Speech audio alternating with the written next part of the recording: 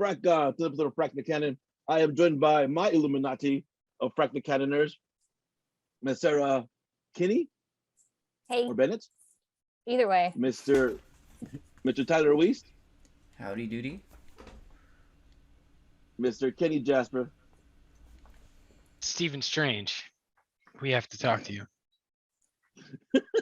and my brother from Philly, Mother, CJ McCree. What's up, brother? Frack the Canon, come to bargain. All right. So, as you probably guessed by now, we are talking about Doctor Strange: The Multiverse of Madness. I saw it. I saw it twice the day it came out. The next day. Thoughts, reaction. Who wants to start us off with this multiverse traveling movie? Because I remember thinking I like this movie, I enjoy this movie, but this movie is not as good or strong as the first one. So I'm just gonna jump right into it. This is how many times we've gotten Strange in a movie, Doctor Strange as a character or even as a side character. And then this is the one that feels like it's the most potential to be the most Doctor Strange type movie. And I feel like they didn't lean as far in as I wanted them to. I wanted dinosaur Deadpool, I wanted all of it. And what we got was a little bit watered down in my taste. To jump on what you just said, because I feel like I felt the same way, but came away from it more positive. Because what I expected from this movie, I was telling Rene, I feel like when I went into this movie, I expected something that was a mix between Thor Ragnarok and Spider-Man No Way Home. That's going into it. That's what I thought I was going to get. And then when I got there, I was like, oh, this isn't that. But I like what this is. You know what I mean? I'm okay. But that's normally when that happens, I tend to go away from the movie I don't know. It wasn't what I was trying to get it. But this time, for whatever reason, I kind of liked what they were doing. And another thing that we were just recording, I was talking about how we could in Phase 4 of Marvel, the MCU is kind of. I feel like we can kind of feel the director's finger on things. Holy crap. Freaking, if I haven't seen a more Sam Raimi movie than this movie, oh my gosh, right? Going from the MCU, which is here's cookie cutter freaking box superhero movie, to this, having seen Spider-Man, right? And looking at, okay, Sam Raimi did this, and this is him in shackles. This is him bound in a straitjacket, you know what I mean? But you can still see a little bit of him in there, you know what I mean? You can still feel this is a Sam Raimi movie, but no, this movie to this movie, which is holy, there's some Evil Dead in here. There's some Army of Darkness in here. There's some freaking, it's so Sam Raimi. It's more Sam Raimi than the most Sam Raimi movie I've ever seen. I walked away saying that was Evil Dead 4. Right. It's crazy. It's crazy that how far they let him off the hook. And I don't want to go too crazy because this is my first statement and not everybody's talked yet. So I'm just gonna shut up and save this for later. I struggled with this movie. I wanted to like it so bad and then just didn't.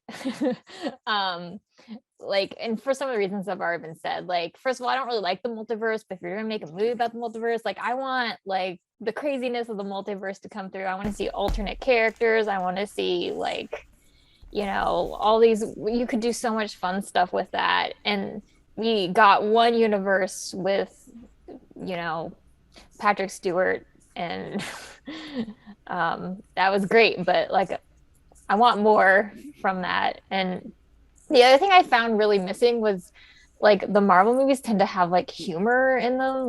They'll deal with these really dark issues and then they'll have some glimpse of humor. The characters are fun, and this had absolutely not. I can't think of the movie and think of, oh, this is where I laughed, because they had a moment to lighten it up. It was just dark, and it didn't seem like the Marvel tone that I really wanted.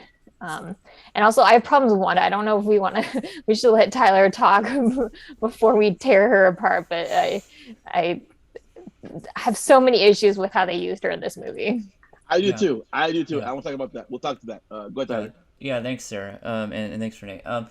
Yeah, so I think something that is totally weighing this movie down is people's expectations because of the huge explosion of excitement that came from Spider-Man, No Way Home, and just like the Toby and Andrew just explosion in the audience, and then like everyone was like, oh my gosh, there's gonna be the whole X-Men, there's gonna be Wolverine, there's gonna be the whole Fantastic Four, there's gonna be Deadpool. And then when it came out and people were like, oh, there's only the Illuminati, and I think a lot of people's expectations of the movies were way too high. And I going into this movie, I heard about all these reshoots, and I was like, yeah, they probably did have more stuff that they watered down. But I really, really enjoyed this movie, not because of necessarily the execution, but because of what Kenny was saying. Like, it's a Sam Raimi movie, and they let him have his movie, and I love that. And just closing statement here for my opening statement, I think people's expectations for Marvel movies have become way too high, and watching this movie for me felt like I was watching like the movies in the early 2000s, like the X-Men movies or like the Blade movie, where it actually, aside from a lot of the connectivity they're trying to make, it felt like one of the most standalone Marvel movies I've ever seen, which I think is impressive to pull off. Like, you don't have to watch a lot to really enjoy this. Like, WandaVision is pretty much it. And I love that they just let Sam Raimi go. Something I so- wanna throw out there is, to Tyler's comment, wasn't this movie pushed back twice, right? Yeah. So Yes. I think maybe that had to do with that. If this came out after or before No Way Home, I think those expectations and my view of this movie probably does change. I agree. Yeah. I think it was supposed to come out before No Way Home last year. Mhm. I think it was, but they got pushed. But so going back to Wanda, like Sarah said, I have issue with Wanda. I don't like how she was used. I don't like her motivation for doing what she did. That to me that was the weakest thing of the whole movie. Not one of the weakest things. I'm like, she's trying to find her kids again. What about Vision? What about like her brother? What about her dad? What about her parents? Like, out of all the things, like that was the weakest to me, because they're WandaVision established that these kids are not real. She made them up. That to me was my biggest issue personally. I don't know if that was Sarah's issue. Sarah, what was your issue with Wanda in this movie? Yeah, that was not entirely. I can totally believe her wanting to do anything to get her kids, even if they were invented. Like, I can totally see that being completely real for her. For me, I felt like WandaVision was like a mental health journey for her. So at the end, she kind of like maybe wasn't at peace, but kind of accepted like her new reality. And then in this movie, they're like, we need a bad guy. Let's use her and just screw over everything that she accomplished in this other TV series, like her journey there. Let's just blow that all up and say, oh, it was the Darkhold, and then make her the big bad. And I didn't like that they like made her mental health story and then just poofed it and made it like a non-thing, because I feel like I don't think she was healed. Like, I don't think you can ever heal from that kind of loss, but like she had made some sort of peace or some sort of acceptance. Yeah. Well, I'll say to that, I'll say I kind of feel like it's like a similar. It's a similar thing to like what people were saying about the newer Star Wars trilogy, right? Like the 7, 8, and 9, how it kind of like in some ways like kind of trivializes like the original trilogy, like for that story or whatever, by nature of like what they do in it, you know what I mean? And it's kind of like similar to this. And I feel not completely opposite. It doesn't bother me as much because of how much fun I had with Wanda being the bad guy. Gosh, you guys do this show with me, so I love a good freaking villain, and I love a good freaking unstoppable force type Terminator villain. You know what I mean? And they just made Wanda who's this all powerful kind of like godlike character in the MCU. You know what I mean? And so it's just like that. I was having an absolute freaking blast watching her just rip freaking people to shreds. You know what I mean? Throughout this whole movie. So because of that, like I feel less bad about it. But I also like I agree. Like I do feel like it trivializes the whole journey of WandaVision, because that's probably my favorite series that they've produced so far, is WandaVision. I liked it a whole lot. And I agree, like I do feel like it kind of trivializes that. But at the same time, like I do like if they didn't have the Darkhold and Wanda straight up said, I'm going to be a villain. Now it would take a couple of more lines of dialogue or something for them to put in this movie. But if she's just straight up said, I'm going to be a villain after seeing WandaVision, after seeing everything I've seen, like I would buy it. Like I would buy it from this character because of all the crap that she's been through, you know.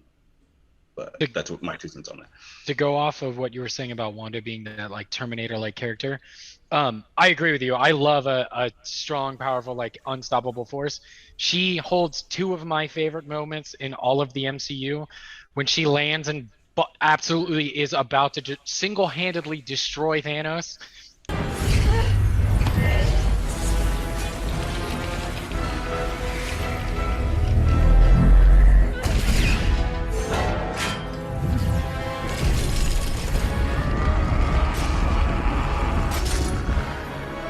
Until Thanos like says rain fire on me and all of the troops to save my own cheeks.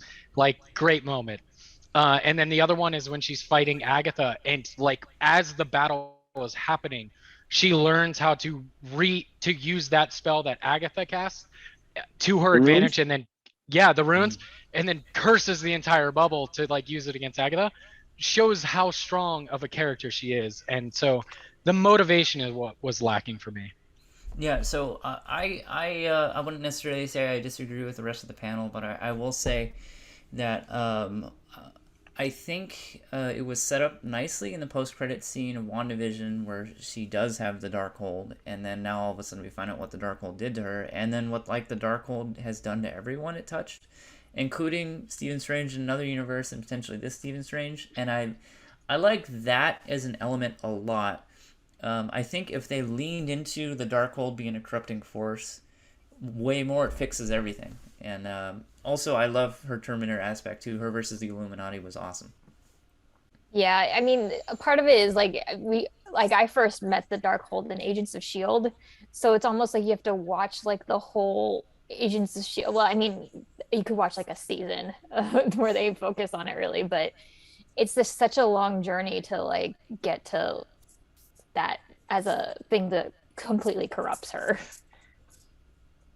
Just to back to what Tyler just said, worth the price of admission, my friend. Worth the price of admission. If you could just see the goofy freaking smile on my face the whole scene as she's just decimating the Illuminati, like holy crap. I'm just sitting there like, I didn't know I was gonna get this. I didn't know I wanted this, but I am so glad that I'm getting now, like freaking. So this is what I was like about to pop off of earlier, right? I'm not I like Sam Rami, but I'm not like a huge Sam Rami fan, right? I enjoy a lot of his films, but like just I've never seen, like I thought that The Dark Knight pushed the PG-13 rating, right? Like I saw that and I was like, oh wow, this is how you do. This is how you take a PG-13 and make a freaking. And then I saw this freaking movie, right? And I'm like, holy freaking crap, right? Like he just freaking. I watched a man's brain explode out of his head in a PG-13 movie, and I could tell what happened. Right? I don't know how they did that. Like, how she how she outwits the entire Illuminati, or not outwits, but just uses their strengths against them and obliterates them, was the coolest moment. What I want that moment, but I also want I want more fan service, because that felt like the watered down part. I get Patrick Stewart. He's going to be Professor X as long as that man's alive and as long as they allow him to do it, because everybody loves him when he rolls out in the yellow wheelchair from the animated series Yellow Wheelchair. Like, and yes. The theme song, these are the theme songs. Yes. Like, oh John Krasinski phasing in Mr. Fantastic in a universe where potentially him and Sue have a kid and end up being that universe is like Thanos. Like, all cool things, but that's like really, really deep in there if you know it. I want a little bit more of the fun, kind of cheeky stuff, especially with we haven't even mentioned American Chavez and her ability to just same as like Blink's X-Men ability, like hop through universes. So like I wanted Hey, I brother, wanted a little let's talk more about and a it. little obscure. Yeah, I kept hoping How's- that Professor Xavier would make a reference to Magneto being the father, maybe the Scarlet Witch. Like I was sitting there being like, "What if they did this? What if they did this?" And of course they didn't, but it would have been really fun. What blew my mind away was when we talked to Strange. Just because someone falls, I'm like, where is that from? Why do I know this line from? And she's like, that's from last the press. I'm like, it is. I remember being, what is that from? What is that from? I didn't know. I'm like, holy shit, they go ahead. What blew my mind away was that she mentally snapped his neck so hard that it killed him in real life. What blew my mind away was that she sealed Black Bolt's mouth and he blew his own mind. Yeah, the Matrix thing. Yeah, something I want to add really quick because we're talking about Reed Richards. This is something huge connection because I really, after seeing this, did a lot of deep diving. And Reed Richards developed the same technology that is used in the TVA in Loki. And in the comics, Kang is Reed Richards' like great grandson or whatever. So that I think is a huge Easter egg. I think we'll be seeing coming back in like Quantumania. Nice. Anything else? Any final comments? Any final thoughts? So let's dip into, because Kenny was talking about, you mentioned America Chavez. Kenny talked about America Chavez, right? I thought that she was like a charming character. I actually don't. I knew nothing but the name of America Chavez. I'd seen the picture of the character, right? Knew nothing but the name. So this movie is my introduction to the character and her abilities. I thought it was fine for what they were doing because like she doesn't know how to control her powers, so it's what I mean. Like it's fine that they didn't. My problem is that this isn't her powers. Not really. I mean, it is to an extent, but she doesn't know how to control them. But her powers extend far more than just this jumping through universes and not knowing how to control a thing. To the point that she's supposed to get a Disney Plus TV show. So the Marvels, Miss Marvel, she's a Captain Marvel character, is she not? Mm-hmm. Is she? Am I blinking? No, it's Kamala. Oh, is that Khan. Kamal Harris? Yeah, I am. Okay. You said Kamala. Oh, Kamal. Harris. Cut that. The beep. Miss Come Marvel's on, yeah. the stretchy one. Yeah, that's right. Not anymore. But Not In the comics, anyway. Isn't America Chavez? She does something else. Her powers felt incorrect in this usage. This felt like one small part. I didn't know the I know her. character. Yeah. Yeah, I think that was the problem read- with this character. I read her in Young Avengers, like Volume 2. I'm like, who the fuck is this character? But I thought she did in those comics. It was just time. Yeah, not time. it just seemed weird. Yeah, so America Chavez, she spent too much time just running in the movie for me. What really bothers me about this movie, one of the biggest like things that ruins it for me, is the like all of a sudden magically I mastered my powers, like just because Zombie Strange gave me a speech and now I can take on one of Marvel's cinematic universe's strongest people. Like sorry, that's why I was ahead. off. Quick Wikipedia search. She's supposed to have basically the same like powers as a lot of the other stronger mutants and or eternal like characters. So superhuman strength, speed, flight, invulnerability, but also like the interdimension travel and time travel and stuff like that. So you get like one power out of the like 7 she's supposed to have. Yeah, if it showed earlier in the movie that she was actually legitimately strong, just didn't have power over this dimension portal thing, I would be like way more okay with her taking on Wanda. But the whole movie, she's like has like no control over anything, and then all of a sudden I win in like 2 minutes. That was my biggest gripe of the movie. say I don't necessarily have a problem with her, like us not seeing, like, well, on the Kenny side of the equation, us not seeing like the breadth of what she can do, because like she kind of serviced this movie fine. She was the Sarah Connor of this movie, right? Like the let's just MacGuffin. pass her around like and keep her safe kind of a thing. So she doesn't, like, as far as this movie needed, I don't feel like we needed her further abilities. But yeah, but coming to what Tyler says, like I don't disagree with that issue either, though, because like freaking, I mean, that's like every what, like freaking anime bad guy or Rocky bad guy. Punch, every other punch didn't work, but this punch is gonna work though. You know what I mean? Like this is the big punch. I'm punching you slower. So Hit him with your finishing move, wrestling style, WWE right, style. right, exactly. You know. But yeah, I mean that. But you know, it made for some cool moments and some cool tension or whatever to have, I guess. You know, with the ever present Wanda encroaching. Since we're talking about issues, sorry, I saw you were about to say something, Kenny, but so we're talking about issues. There was like a couple of like I don't know if you guys remember. So there's a moment Wanda's chasing them through like a spillway kind of thing, and like the freaking they're shutting the blast doors, and she's like, you know, they're stopping her about as effectively as wet paper towels. You know what I mean? Like she's just going through it, and then there's just one that like, and then they stop, right?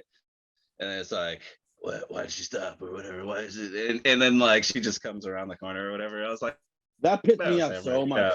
no, I didn't like that. I didn't like that at all. Why did you even do that? You just slowed the movie down for no reason. Yeah. And then I think the scene that will always stick with me out of this movie is jumping through dimensions, and then they have that. This is why I call it Evil Dead 4. She destroys one of the Stark robot like things, if I'm remembering, and then you just get the Ultrons? black oil. Because they're never gonna do blood, so they just do. But that's blood. That's their version of That's blood. what Exactly. that's supposed to be. Yeah. And that moment is like, without hands down, the best moment I think in the movie for me. Yeah, absolutely love that. And was like, I was giving Sam Raimi props for that, because it's like, yeah, obviously I know that's not blood, but I know that's supposed to be blood. You know what I mean? Like, and like just the imagery is enough that she's just walking through this covered in freaking goop. You know what I mean? Like, it's awesome. Final comments, final thoughts, anyone? Everyone?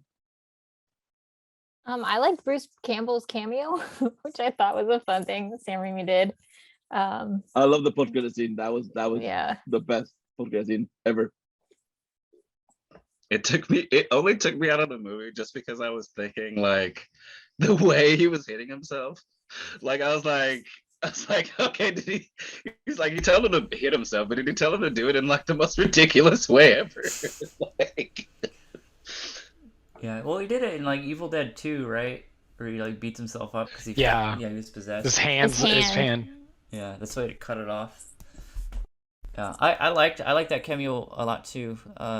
There were just moments though, just like that blast door moment. This is final comment for me. Just like that blast door moment where it was like, okay, we're stopping the movie for this, and like I get it, you know, you can have your moments or whatever, but it did mess with the cohesion. And I feel like if this movie had like an extra 10 or 15 minutes, it would have been smoother. But a little bit of that, I think, is producers trying to keep things on time. And it's funny, earlier today, we're talking about the Batman, and I think a happy medium from that type of movie and like this type of movie is like a little more like... It's like 15 minutes, right? Yeah, exactly. Yeah. My final thought is... if this movie, I know it got delayed, or they Kevin Feige wanted to push this one back and have Spider-Man first. In my opinion, I think this movie comes out, I like it a lot before Spider-Man No Way Home. I probably like it a lot more. And that's that. I put that mostly on me. My expectations for this was I thought we were going to go as fan servicey as possible, and they did some light fan service. I think everybody had a good pop at the Mr. Fantastic and Professor X and even Black Bolt. But I think you rearrange those two movies, this one hits a little bit better. And then maybe it even makes Spider-Man feel that much more fun. Well, thank you for joining me, guys. Thank you for running out with me. We'll see the same freaking time, same freaking channel. Frack off.